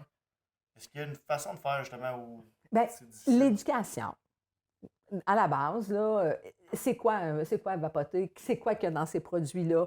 L'éducation, mais pas tant chez les jeunes. Parce qu'eux, ils le savent. Chez les parents. Okay. Chez les parents, ceux qui vont acheter. Moi, j'ai déjà eu une boutique et je me suis déjà fait vraiment là, verbalement agresser par un parent parce qu'il me le dit. Ouais, mais elle veut ça. J'ai dit, maintenant que je sais que c'est pour ton enfant, je ne peux pas te le vendre parce que moi, je suis mis à l'amende. Tu sais, toi, tu es mis à l'amende pour si tu achètes pour. Mais si je sais que tu achètes pour un mineur, moi aussi, je suis mis à l'amende. Et le monsieur s'est fâché après. Moi, c'est moi le parent. Oui, OK. Est-ce que tu me signes un papier comme quoi tu vas payer mon amende aussi? Tu sais, je veux dire, est-ce que tu réalises que. Tu sais, maintenant, le taux de nicotine est limité à 20 % mais avant, jusqu'à il y a un an, c'était jusqu'à 50 mg de nicotine. Tu sais. 50 mg de nicotine, ça commence à être beaucoup. Puis là, les parents venaient, puis là, je disais, ton jeune, il fumait 3 paquets par jour ou, tu sais, ben là, est-ce que tu réalises, c'est quoi? Les parents ne connaissent pas ça. Tu sais, nous, on sait que c'est 95 % moins dommageable pour la santé que la cigarette, mais ça ne rend pas le produit anodin pour autant. Ça reste un produit qui contient des substances chimiques, effectivement, comme de la nicotine. Et puis, selon plusieurs intervenants du milieu scolaire, le vapotage, c'est un réel fléau là, dans les écoles de la province. Comment faire justement, à votre avis, là, pour que... Justement, comment se fait que les jeunes ont accès si facilement au vapotage? C'est vraiment les parents qui... C'est les parents, les amis plus âgés. Tu sais, maintenant, au secondaire, tu en as toujours un ou deux là, qui ont 18-19 ans. Bien, ils vont en acheter pour leurs amis. Tu sais, ça se passe vraiment... les jeunes l'ont dit, là. C'est 76 % des jeunes qui se procurent leurs produits par un proche, À l'intermédiaire. par l'intermédiaire d'un proche, soit un ami, soit un parent, un grand frère, une grande sœur. Le reste, c'est en ligne. Parce qu'en ligne aussi, je veux dire, c'est facile. Moi, si j'ai la carte de crédit à ma mère, ben, je peux acheter n'importe quoi en ligne. Il n'y a personne là, ils vont me demander ma date de fête. Hey, ma mère, elle est quand? Tu sais, c'est pas plus compliqué que ça, là. Fait que, tu sais, mettons tous les produits de vapotage dans des boutiques spécialisées, là où l'âge est contrôlé, on va déjà régler une grande partie du problème. Excellent. Puis, ben, selon vous, qu'est-ce qui attire justement les jeunes vers le vapotage? Le goût, l'effet, justement, L'interdit. L'interdit, oui. L'interdit. oui. C'est l'interdit. Il y a plus, c'est 56 des jeunes qui consomment de l'alcool versus 21 des jeunes qui vapotent. Pourquoi 56 des jeunes boivent de l'alcool alors que c'est interdit pour les moins de 18 ans? Parce que c'est interdit, parce que c'est le fun, parce que c'est enivrant. C'est le même principe. On dirait qu'une fois qu'on devient adulte, qu'on devient au pouvoir, on oublie. On oublie qu'on a déjà eu 15 ans. Et je dis pas qu'il faut les laisser faire. Je dis qu'il faut éduquer tout le monde. Alcool, cannabis, vapotage. Même combat. Même combat. Et puis, est-ce que justement, on parle beaucoup de ça, mais du côté positif, là, est-ce que le vapotage, ça a réellement contribué justement à réduire le tabagisme au Québec? Est-ce que ça aide réellement les fumeurs à arrêter de fumer? Oui. Bien, curieusement, tu sais, quand on regarde les courbes de statistiques, on dit le taux de vapotage a augmenté. Ah oui, mais il a augmenté d'autant que le tabac a diminué. Fait que je suis pas scientifique, mais habituellement, quand tu regardes les stats, il y a une corrélation entre les deux, là, tu sais. Fait que oui, le vapotage a augmenté, mais le taux de tabagisme a énormément diminué. Et en Nouvelle-Écosse, où ils ont interdit les arômes, ils ont eu une hausse de tabagisme de 17 suite à l'interdiction des arômes. Fait que, est-ce qu'on veut continuer à faire descendre la courbe du tabagisme? Est-ce que c'est le vrai combat ici? Ou la question se pose? En terminant, justement, là, on parle beaucoup justement des jeunes. Là. Est-ce qu'on a des solutions justement pour réduire le vapotage? Ou ça va toujours continuer? Appliquer les règles. Appliquer les règles. C'est comme n'importe quoi. Je veux dire, vient un moment donné, et j'ai beaucoup de difficultés avec la déresponsabilisation individuelle, il y a un moment où il faut que quelqu'un mette sa culotte. Puis il faut faire appliquer les lois et les règles qui sont déjà en place. C'est simple comme ça? C'est simple comme ça. Valérie Galland, un immense merci pour cette belle entrevue. Ça me fait plaisir, beaucoup, merci. Je vous invite à être des nôtres ce mercredi, 18h, pour votre télé bingo à l'antenne de TV Témis. C'était Francis Prudhomme, journaliste à TV Témis. Je vous invite à communiquer avec moi pour toute information d'intérêt public ou pour nous partager vos événements à venir. Par téléphone au 819-723-2814 ou par courriel à l'adresse journaliste@témis.tv. Merci de votre attention et bonne semaine à l'écoute de TV Témis.